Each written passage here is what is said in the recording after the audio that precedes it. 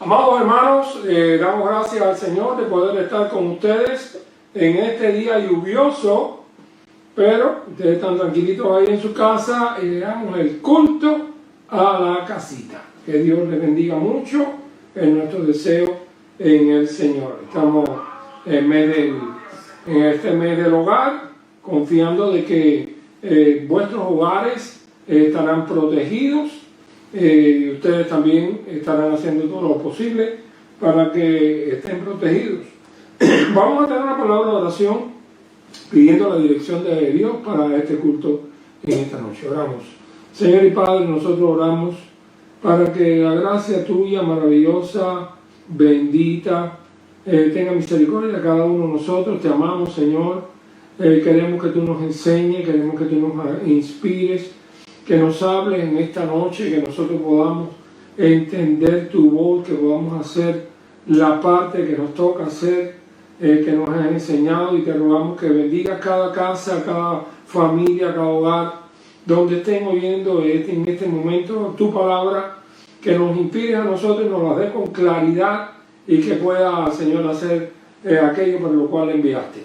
Te pedimos que tenga misericordia si algún hogar está pasando por dificultades, si hay algún hermano que esté enfermo, alivíale, sánale, levántale y danos la bendición que solamente viene de ti. En el nombre que es sobre todo nombre, en el nombre de Jesús oramos.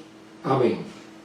Bueno, pues, bien, en esta noche traigo para ustedes un pasaje que va a ayudarnos mucho con este mensaje que les traigo hoy en este mes del hogar, todavía mayo, mes del hogar cristiano, y le he llamado amigos del hogar. Bueno, ahí está, amigos del hogar.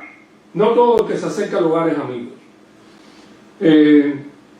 Tenemos muchas historias en la Biblia donde Satanás ha tratado de molestar, crear dificultades y todas estas cosas, y nosotros tenemos que estar preparados porque él siempre va a tratar de quitarnos la paz, la bendición, la ayuda, y todo esto tenemos que saberlo. Tenemos que saberlo. En el mundo tendréis aflicción, y aquí tienen aflicciones, mas confiad, yo he vencido al mundo, son las promesas del Señor Jesucristo.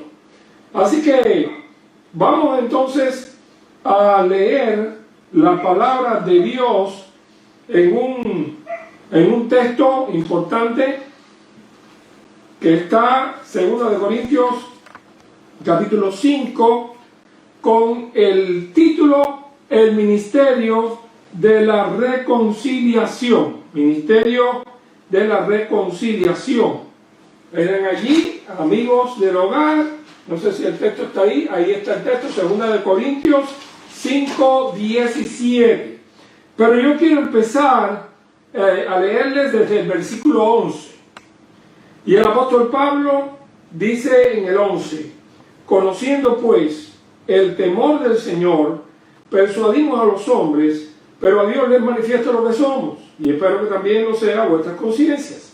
No nos recomendamos pues otra vez a vosotros, sino os damos ocasión de gloriaros por nosotros, para que tengáis con qué responder a los que se glorían en las apariencias y no en el corazón. Estamos remontándonos al siglo I y ya estamos oliendo y sintiendo la presión, los problemas sobre la iglesia, sobre el apóstol, sobre los que predican el evangelio. Satanás nunca estuvo dormido, nunca dejó entrar en paz. Si deja en paz a una iglesia, porque está muerta. Así que algunos decían que él estaba loco, que había estado primero persiguiendo a los cristianos y ahora resulta que dice que es cristiano.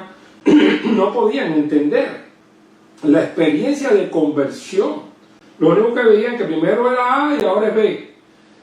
Dice él: porque si estamos locos es para Dios, y si somos cuerdos es para vosotros, porque el amor de Cristo nos constriñe. No sé si alguno conoce esa palabra, pero lo que significa es impulsar, animar. El amor de Cristo nos impulsa, el amor de Cristo nos hace hacer lo que hacemos con pasión, pensando esto, que si uno murió por todo, luego todos están muertos. Todos estaban condenados. Y por todos murió. Estudiando teología, hemos visto tantas cosas que se dicen, que han dicho, y qué bueno es que haya mucha gente que está bien claro que el Señor Jesucristo no murió con un sacrificio limitado. Hay algunos que creen en el sacrificio limitado. Es decir, que Cristo murió solamente por los que se iban a convertir. ¿Verdad? Dios lo miró, ya, por este no, por este sí, por este no, por este sí.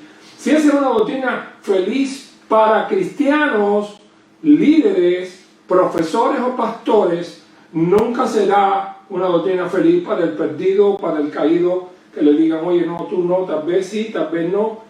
Bueno, pero yo quiero aceptar a Cristo, sí, pero eso no significa nada. Tal vez si la limitación, si la salvación fue para ti, también sí, pero si no, no. No hay sí o no en la promesa de Dios. Y por todos murió.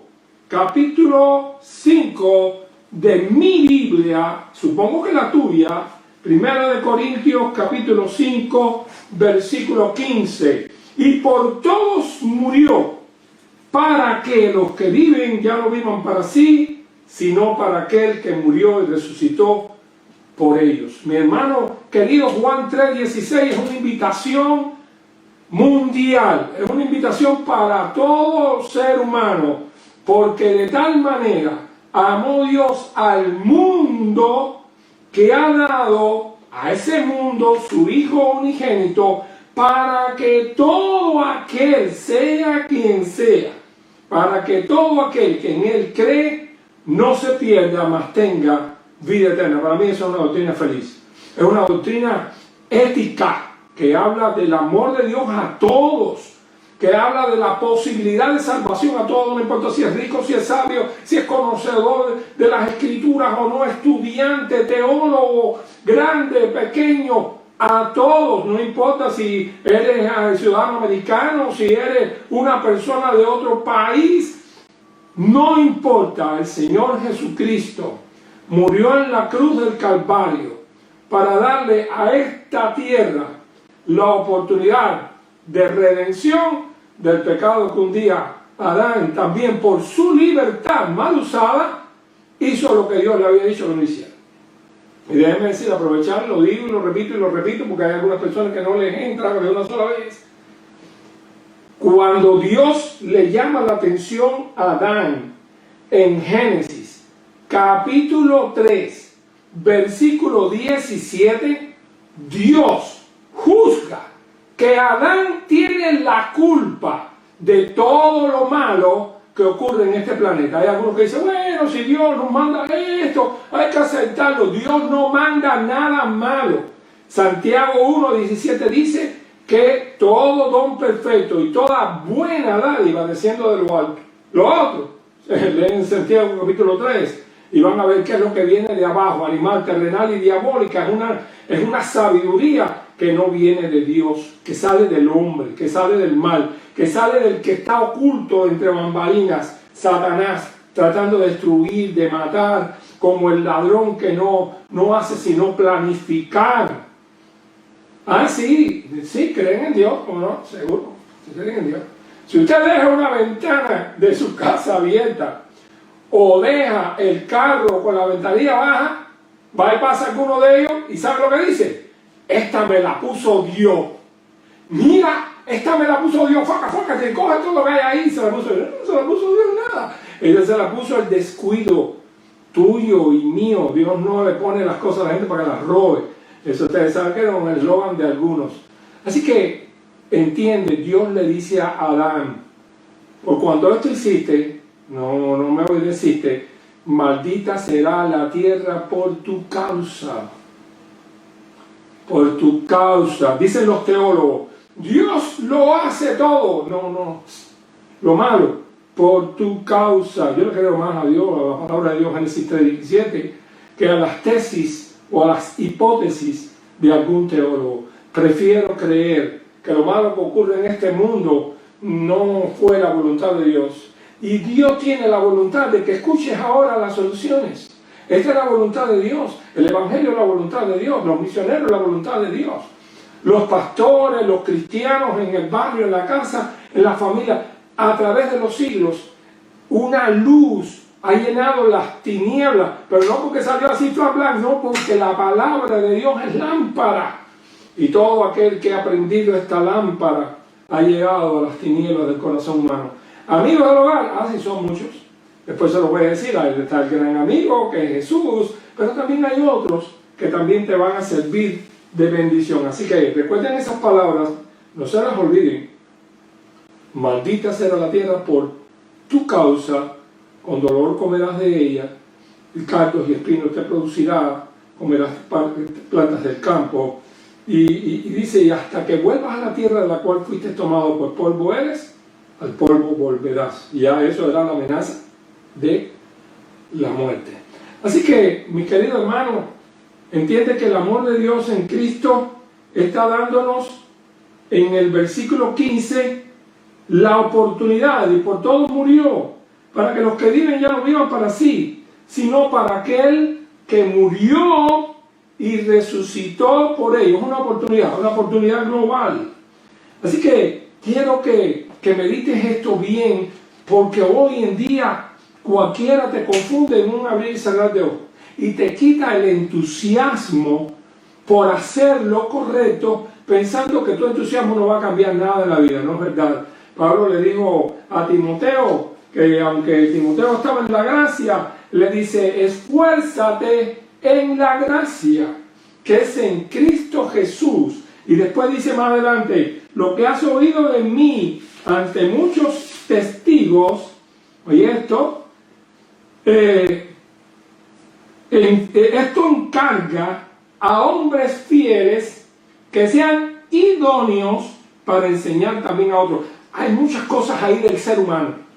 El ser humano tiene que poner esfuerzo, tiene que poner idoneidad, tiene que poner administración, tiene que poner esfuerzo. Tú pues sufrimientos, penalidades como un buen soldado. Tienes que tomar la posición de alguien que cumple órdenes. No es, bueno, Señor, mira, eso es tuyo ahí, métele mano, que yo, tú sabes, lo que voy a hacer es admirar lo grandioso que tú eres trabajando. Dígale a un campesino que haga eso, ¿no? Para que usted vea lo que va a recoger. Sufre penalidades como buen soldado de Jesucristo.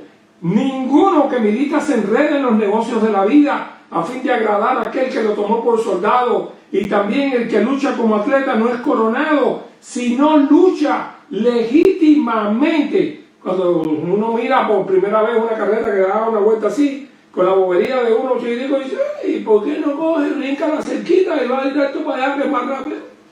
Porque te quitan la corona, porque te quitan el premio, porque tienes que hacerlo legítimamente y es corriendo ahí como un demente detrás de los demás y tratar de pasarlos.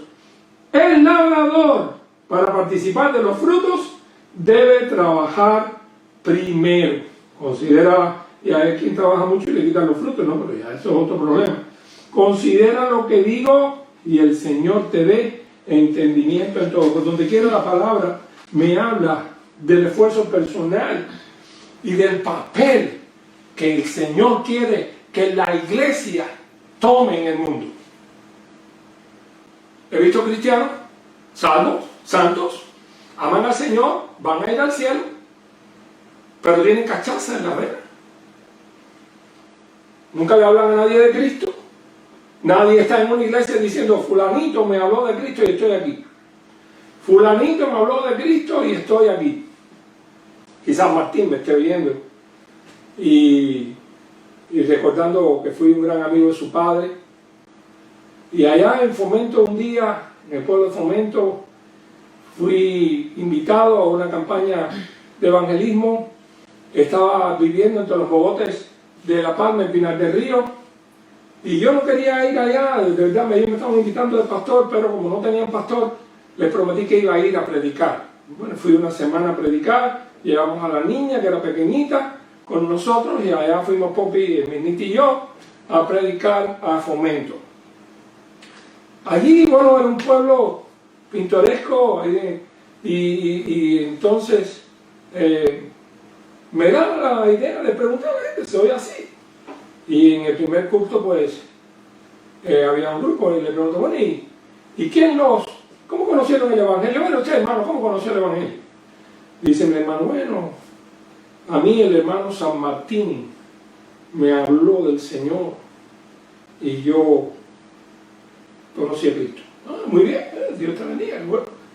¿Y usted, hermanos? No, a mí el hermano San Martín vino a arreglar una lavadora. Y entonces, bueno, el asunto está que, para hacer el cuento corto, el hermano San Martín tenía casi un cuarto de aquella iglesia de gente que había traído. Y yo me di cuenta de que estaba en presencia del mismo hombre que me fue a buscar allá a La Palma, en Pinar del Río, secretario de la iglesia, Manolo San Martín. Mi hermano, un hombre de Dios, no era un letrado, pero era un misionero.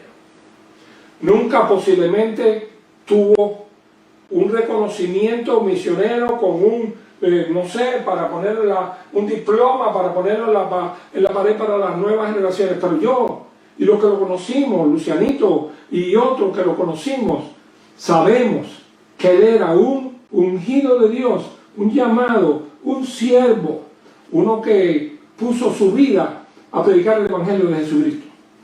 No tienes que ir a un seminario para amar a las almas.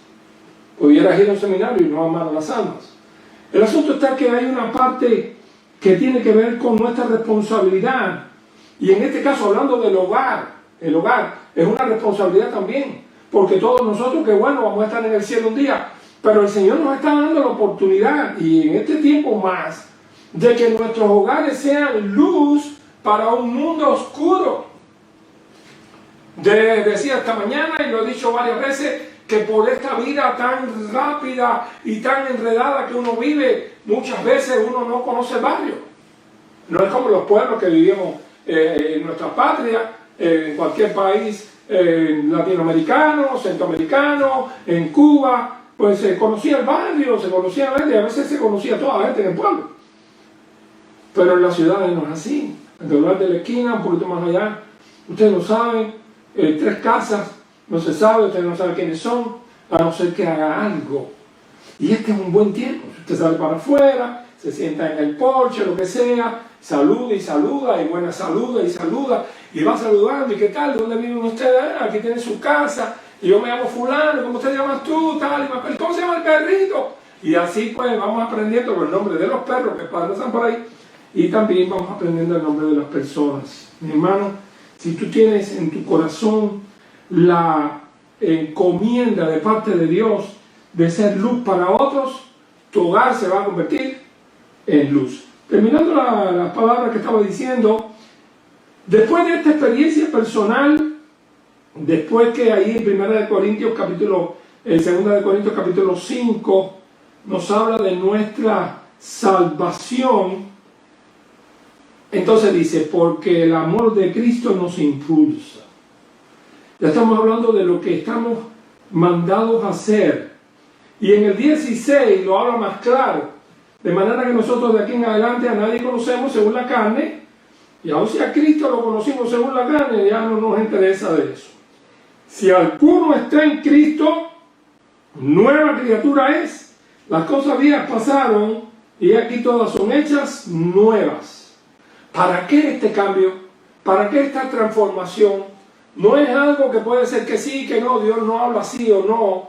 Dios dice, el que me recibe a mí, lo voy a darle vida, voy a salvarlo, lo voy a hacer una nueva criatura. Y ahora lo tenemos ahí. Si alguno está en Cristo, nueva criatura es. Es como un bebé que nace de nuevo. Los bebés no tienen planes. Todos los planes los tiene su familia. Y le ponen el nombre que quieren. Dios quiera que no le pongan un nombre raro a sus hijos, porque después cuando pasan los años le va a decir, ¿por qué tú cogiste ese nombre? No me gusta. Bueno, aquí se lo pueden cambiar, pero Robustianito, tal vez tampoco fue de eso. Lo cierto es que dice allí que las cosas viejas pasaron, aquí todas son hechas nuevas. Cuando uno conoce el Evangelio, cambian las cosas. Mis queridos hermanos, esto que quizás a ti no te diga nada, hay gente que está en una prisión, que estaban llenos de angustia. ¿Saben por qué? No por los años que le echaron, sino por lo que habían hecho. Por lo que habían hecho cuando no tenían el dominio propio, cuando estaban drogados tal vez, cuando estaban mal orientados en la vida. Y sé de muchos que en la prisión conocieron al libertador de las almas, a Jesucristo. Siguieron en la prisión como Saulo de Tarso, como el apóstol Pablo y Silas estaban un día en la cárcel de Filipo. Los pies en el cepo, las manos, los grillos trancados. El calabozo era el más de adentro. Le metieron miedo al carcelero. Oye, ten cuidado, esta gente hay que trancarlos bien. El carcelero los metió con mucha seguridad. Pero a medianoche, dice Hechos capítulo 16, a medianoche, Pablo y Silas estaban orando. No se estaban quejando del sistema penitenciario de los romanos, de que iban a llamar al abogado para que les restregaran la cara que Pablo era ciudadano romano, nada de esto. Lo que estaban haciendo era cantando, orando y cantando. Les recuerdo de nuevo aquel refrán que nos enseñaron nuestros abuelos: el que canta sus manos espanta. Pero no solamente eso, el que alaba al Señor conoce el poder de Dios. Y ahí estaban trancados, estaban golpeados, las espaldas los tenían llenos de las heridas de los látigos. Los demás estaban asombrados porque a las 12 de la noche Pablo y Silas empezaron a cantar. Y dice que cantaban himnos a Dios y los presos les oían. No le tiraron zapatos ni nada de eso porque cantaban mal, sino les oían. Dios respondió a esta fe con el terremoto que había en las cárceles, con la carrera que da el carcelero, con la conversión del carcelero: varones, ¿qué debo hacer para ser salvo? Y la respuesta simple, que algunos la creen muy simple, pero está bien compleja: cree en el Señor Jesucristo y serás salvo, tú y tu casa. Fíjense cómo alcanza la casa del carcelero la promesa. Algunos dirán: ay, pastor, mis hijos son grandes y aunque nosotros somos cristianos, me es tan difícil que ellos puedan decir. Bueno, ese no era el caso del carcelero. Un carcelero en aquella época, una persona en aquella época, pues cualquier idea que seguía desde el punto de vista religioso era él y toda la familia. Y no, y la familia lo seguía con gusto, porque el papá era quien dirigía la vida religiosa de casa. Pero aunque tú pienses que no tienes influencia, el poder de la palabra tiene influencia. La palabra de Dios es viva y eficaz, y más cortante que toda espada de dos filos, dice Hebreos 4:12. Entonces, lo que tú tienes que hacer es tener una metodología donde tú reverencies la palabra. En vez de decirle: mira, el Señor de Jesucristo dice que Él murió en la cruz por todos. No le digas así. Dile: mira, la Biblia dice, déjame leerte un versículo bíblico, hijo, antes de que te vayas a ir. O mira qué versículo más hermoso encontré. O léeme ahí, porque tú sabes que me duelen un poquito los ojos, porque tú no me lees. Conocí un evangelista en un pueblo de Cuba donde estuve de paso, que hacía eso. Él le daba a sus amigos el Nuevo Testamento, les decía: oye, léeme aquí, y después que le leían y le hacían el favor, él le explicaba lo que habían leído, y así salvó a muchos. Así que estamos hablando del poder de la palabra de Dios, y ahora estamos hablando de cómo esta fe que te ha transformado en lo personal se convierte en un instrumento de bendición. Esta mañana estamos hablando del carcelero que recibe el mandato del Señor de ir a los suyos antes de montarse en el barquito y entrar con Cristo. Qué rico, bueno, me voy por una convención. Sí, pero hay un sobrino tuyo que está en el hospital, hay un hijo tuyo que está pasando por una crisis. El lugar era primero con la familia necesitada, y ahí estaba. El carcelero tuvo que ir a predicarle a su familia para que lo vieran bien, normal. Le habrán preguntado: ¿a qué psiquiatra fuiste? quien te exorcizó o algo de eso. No, el Señor Jesucristo me transformó, me cambió la vida. ¿Qué poder tiene eso en la influencia para que otros familiares de uno sigan los pasos de Cristo? Quizás no acepten tus palabras. En algunos casos hay algunos que son rebeldes y no aceptan las palabras, pero cuando están fuera por ahí y se mueve el punto, si alguien critica la vida cristiana que han visto en sus padres, le va a salir al paso. Y yo no mendigo, hay gente que de verdad aman a Cristo y lo sirven, no son mentirosos, no son engañadores. Mi papá, mi mamá, mi abuelita, mi abuelito tienen un buen testimonio, mi hermano. El buen testimonio no se puede fabricar con criterios doctrinales. El buen testimonio se fabrica en el hogar, con el amor, con la paciencia. A cualquiera se le va el tino en el hogar, en los times que te diretes en cualquier momento. Pero si usted logró algo, recójalo, pida perdón, hable, porque usted tiene ahora, a partir del versículo 19, después que ya todas las cosas son hechas nuevas en su vida, dice el 18, y todo esto proviene de Dios, quien número uno nos reconcilió consigo mismo por Cristo. Dios, nosotros, Cristo en el medio, nos reconcilió. La palabra reconciliación es una palabra que tiene que ver con alguien que pone la paz entre dos partes en pugna. Reconciliar a dos amigos, vengan acá, no me den eso, ustedes son amigos, no puede ser, eso no puede ocurrir, ahí da la mano a esta, da un abrazo, se acabó aquí el problema. La reconciliación, hay quien le echa leña al fuego, ¿no? Sí, él no debió haberte contestado eso, ella no debió haberte tratado así, tú lo que pasa eres muy flojo con ella, bla, bla, bla. Oye, hay gente que son peores que aquel muñequito que se llamaba el hombre siniestro. Oye, que por donde pasan es un esmeril, lo que dejan detrás es un problema, y en vez de sanar heridas, en vez de curar, en vez de poner una palabra de amor y de misericordia, es una bomba lo que dispara. Pero eso no es lo que quiere el Señor. Lo que quiere el Señor, en el versículo 18, todo esto proviene de Dios, que nos reconcilió consigo mismo por Cristo, nos dio el ministerio, mi hermano, el ministerio de la reconciliación. El apóstol Pablo entiende que él tiene el ministerio de la reconciliación, decirle a la gente que Dios estaba en Cristo reconciliando consigo el mundo y no tomándole en cuenta a los hombres sus pecados, y nos encargó a nosotros la palabra de la reconciliación. Uno de los primeros versículos que me aprendí en mi vida en la iglesia, en los embajadores del Rey, todo el grupo de embajadores del Rey de la Iglesia Bautista de Marianao, a no ser uno o dos, la mayoría salimos pastores. Así que funcionaba.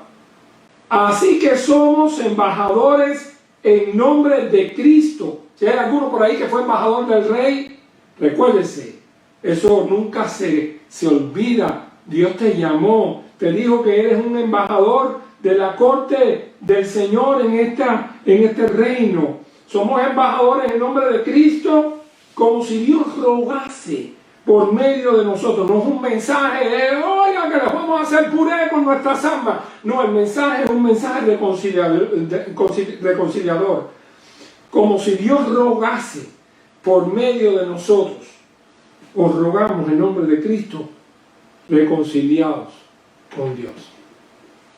Claro, si tú crees que un ser humano no tiene poder para reconciliarse, no tiene poder para creer, o no tiene poder para arrepentirse, nunca va a poner el corazón en esto.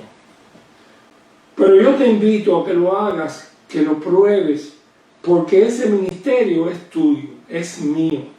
En el hogar eres un reconciliador, eres un conciliador. Bueno, yo no sé, yo tuve una sola, Esmirna, y para que haya un brete entre dos, tiene que haber por lo menos dos hermanos. Pero sé de algunos de ustedes que tienen 3, 4, y no ha sido fácil. Bueno, cuando estaba en Camaguaní, bueno, Pablito tenía 4, y no, Macá no tenía hembra, pero Ripeto tenía varones. Oiga, qué tremendo el ser el ser padre, madre, bueno, yo les pongo una corona a todos los que conocí que tenían varios hijos, porque tienes que estar mediando entre ellos en la época de su crecimiento. A veces uno no tiene la actitud que el otro quería que tuviera, en fin, todas estas cosas. Pero es el hogar.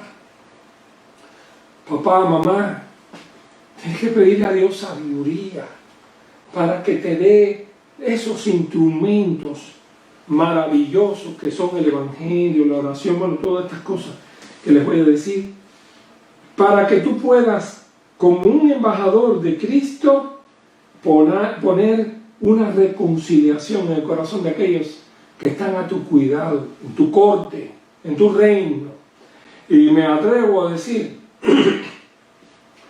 que cuando el Señor dijo, vosotros sois la luz del mundo y vosotros sois la sal de la tierra, no estaba pensando solamente en la familia, no estaba pensando en el hogar. Así que posiblemente no estaba pensando en una sociedad donde todo el mundo está trancado en su casa.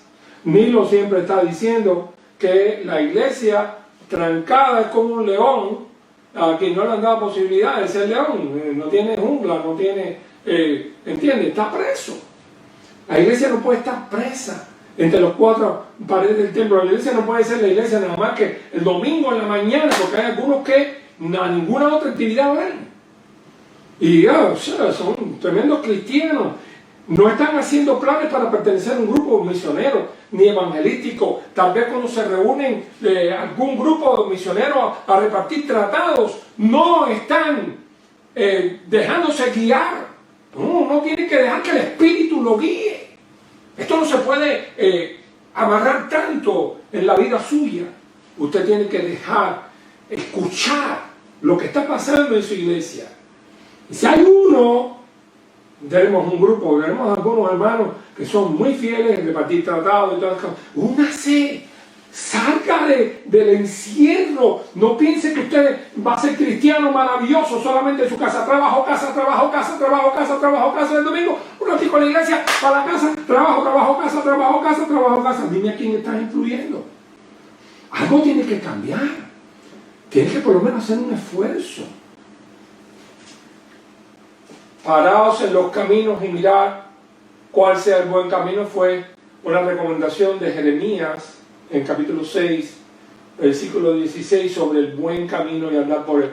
Uno tiene que pararse frente a su casa y piense que Dios le ha dado un ministerio de reconciliación para su barrio. Ahora, después, ¿cómo lo va a hacer? Yo no sé.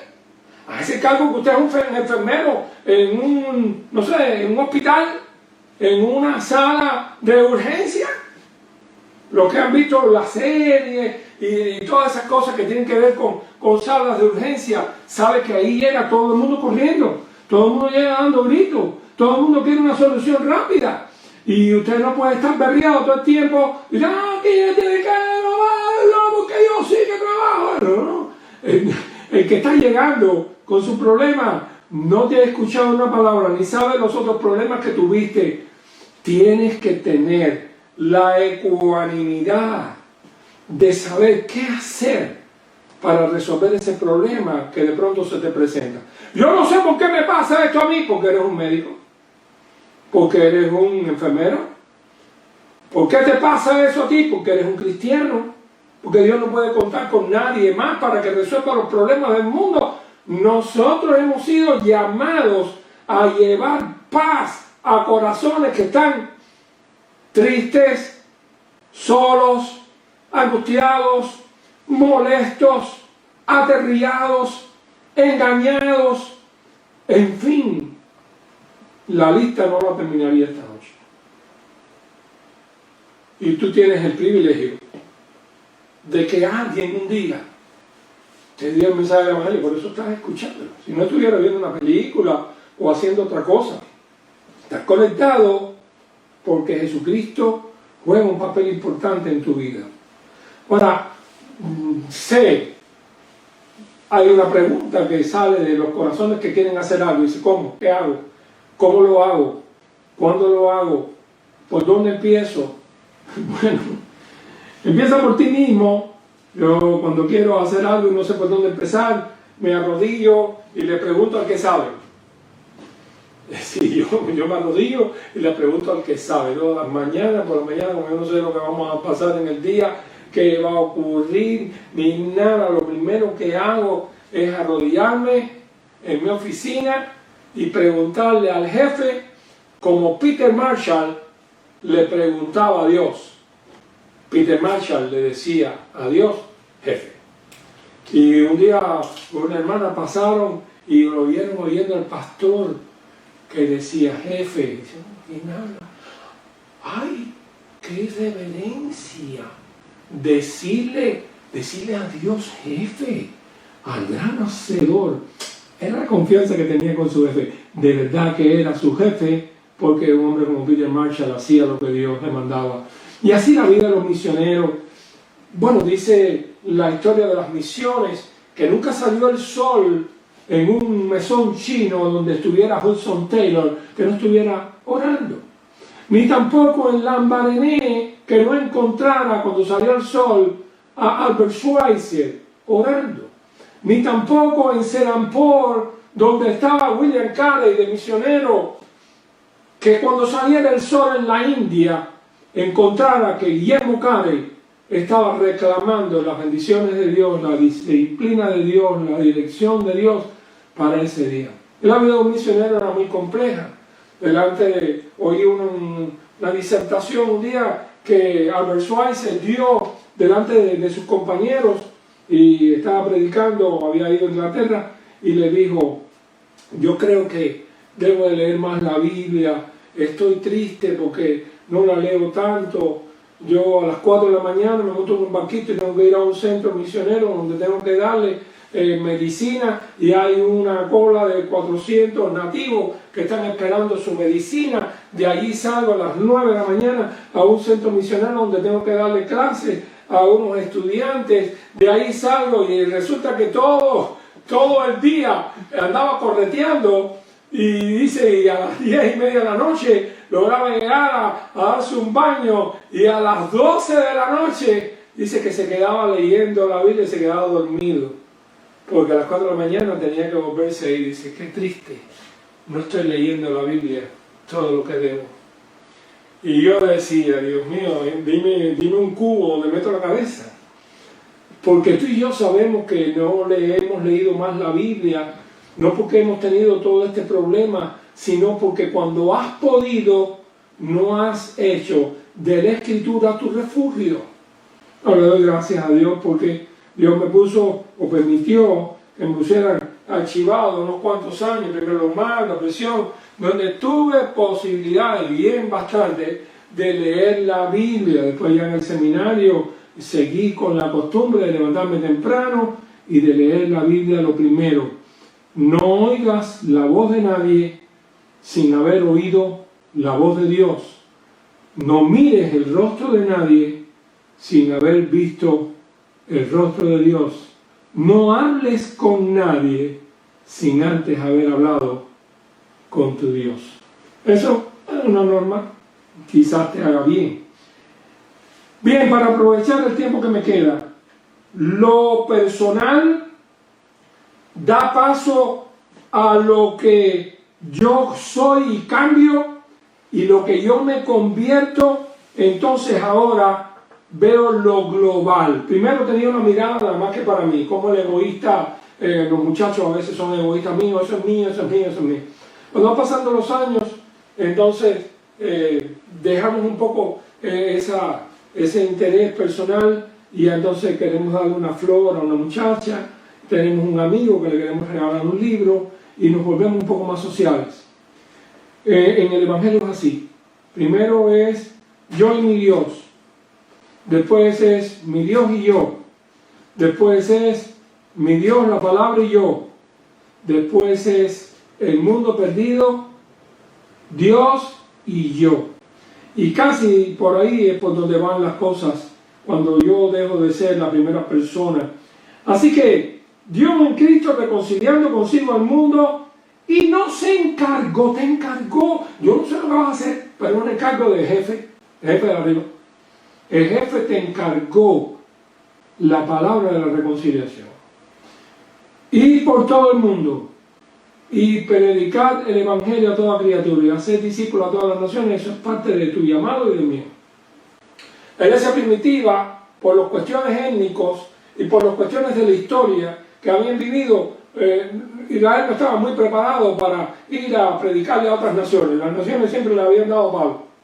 Cuando el apóstol Pedro lo llamó al Señor por medio del Espíritu Santo en Jope para que fuera a casa de Cornelio y predicó y se convirtió la gente, al regresar para atrás le llamaron a contar, tú has estado en casa de un hombre pecador. Y tuvo que Pedro explicar todo lo que había pasado, cómo el Espíritu Santo había dado testimonio y cómo aquella gente se había convertido. Entonces, así que mira, también se convierten. ¿Qué te parece? Después, cuando Pablo, ya convertido, va a Antioquía y de Antioquía salen los viajes misioneros. Cuando él viene del primer viaje misionero, tiene que ir a Jerusalén y lo llaman a contar. Hechos capítulo 15, otro concilio. 2 concilios importantes hubo en Hechos de los Apóstoles. El del capítulo 11 para llamar la atención a Pedro por haber ido a Cesarea. El del capítulo 15 para llamar la atención a Pablo por haber salido a otra gente, a Asia y a todo eso por ahí. ¿No te parece que esto no tiene nada que ver con lo que el Señor les había dicho? Ir por todo el mundo y predicar el Evangelio a toda criatura. Lo sabemos, pero no lo hacemos. ¿Qué estamos esperando? ¿Morirnos? ¿Qué estás esperando para plantar una plantica, la planta bendita del Evangelio en algún corazón? Yo no te puedo decir ahora, agarra mañana la Biblia y sale. Eso no es así. Pero yo sí creo que puedes esta noche decirle al Señor, Señor, lo que el Pastor Lugo estaba diciendo, el culto es verdad. Sí, es verdad que he pasado muchos problemas en la vida, es verdad que todos mis problemas personales, pero me has puesto para ganar a alguien, para que el Evangelio no muera conmigo, para que esta semilla preciosa pase a otras personas como otros lo hicieron conmigo.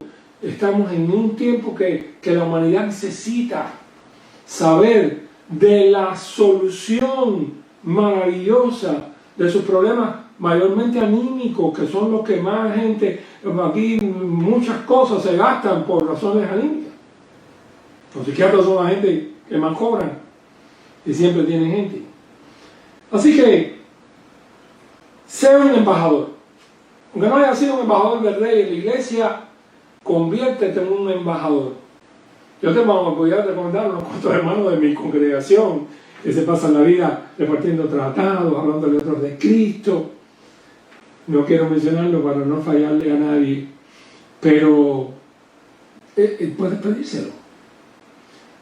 ¿Por qué no le dicen esta noche al Señor, Señor, yo quiero ser un ganador de almas? Yo no he ganado almas.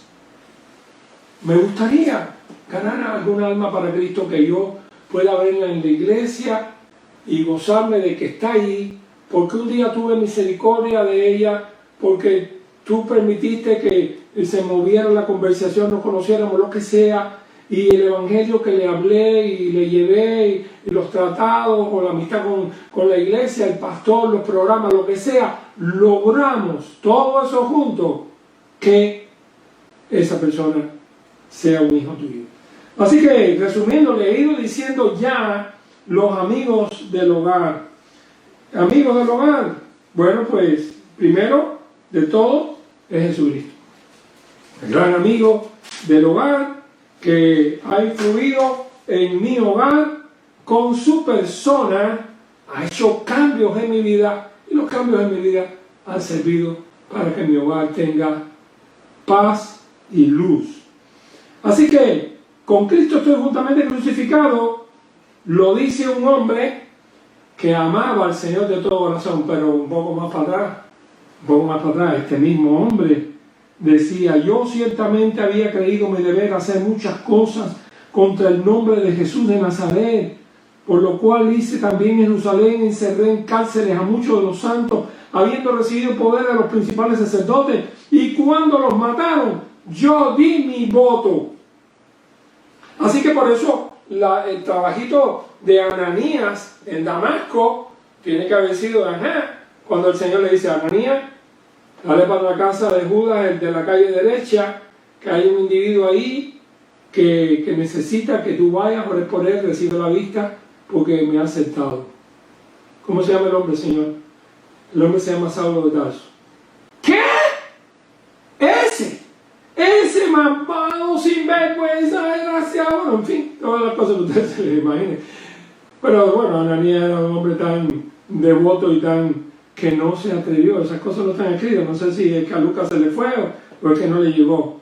Lo cierto es que sin chistar, a pesar del individuo, allá va Ananías y le dice: hermano Saulo, hermano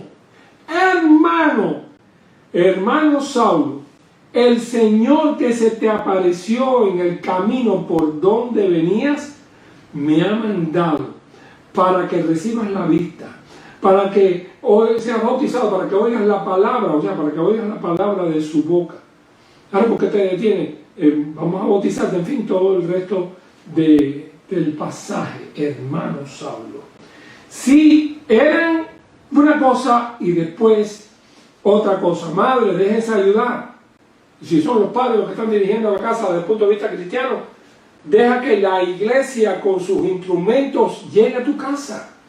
Los jóvenes, invita a los jóvenes, si tienes jóvenes inconversos, invítalos para que puedan hablarle a tus hijos. Llévalos, ser parte de esa familia, tener a un misionero, el pastor en el hogar, la familia, es una bendición.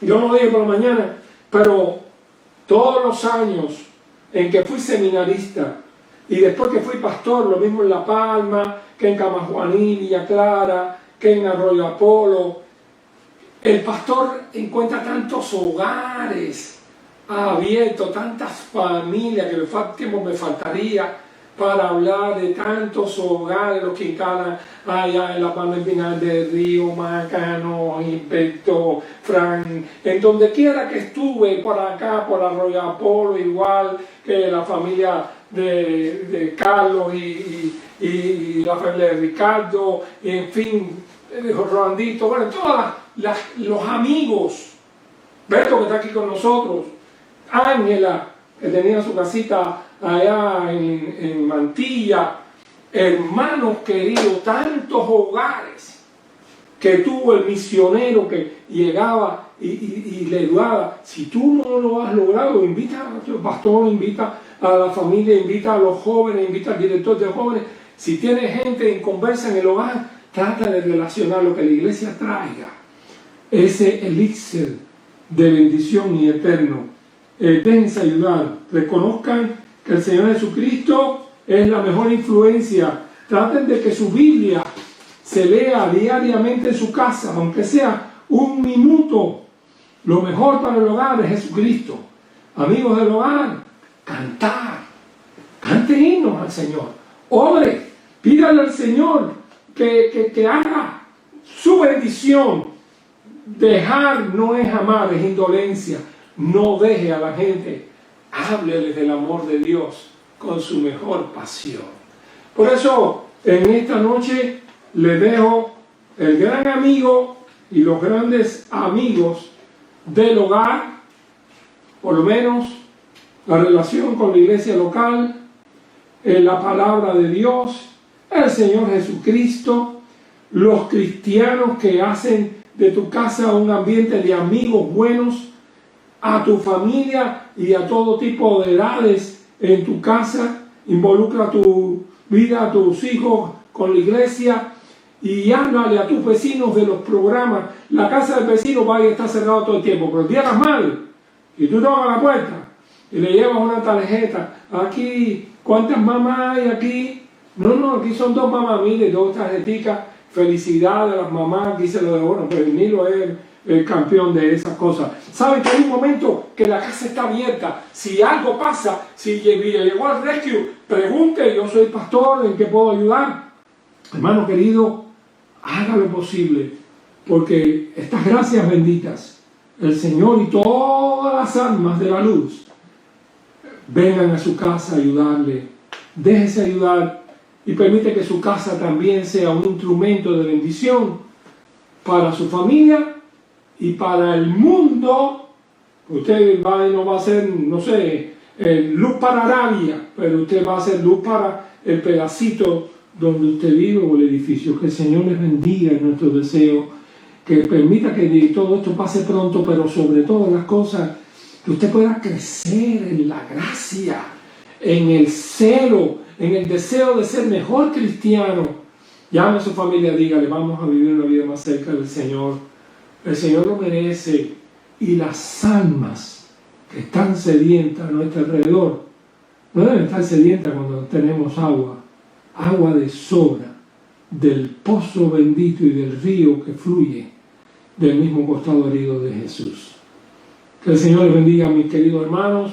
Hay un himno por ahí precioso que Mirna se lo va a poner para que se gocen en él, pero déjenme tener una oración. Padre, aplica esta palabra tuya a los corazones. Háblales tú, háblales y háblanos, porque necesitamos oír tu voz. En el nombre que es maravilloso, nombre que se dobla toda rodilla en los cielos, en la tierra y en los infiernos, se dobla rodilla delante de Jesús, tu Hijo amado. En su nombre oramos. Amén.